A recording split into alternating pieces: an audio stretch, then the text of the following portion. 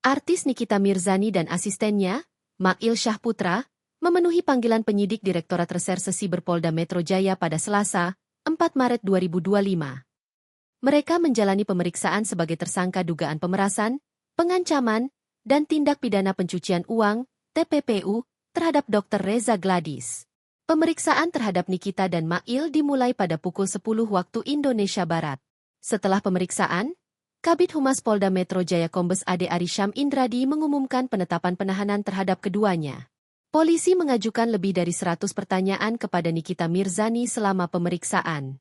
Sementara itu, Mail menjalani pemeriksaan sebagai tersangka sebanyak 2 kali dan menerima 99 pertanyaan dari penyidik. Setelah pemeriksaan selesai, penyidik resmi menahan Nikita dan Mail di rumah tahanan, Rutan, Polda Metro Jaya selama 20 hari ke depan. Alasan ditahan adalah penyidik memiliki bukti yang cukup dan juga pertimbangan subjektif, tegas Ade Ari.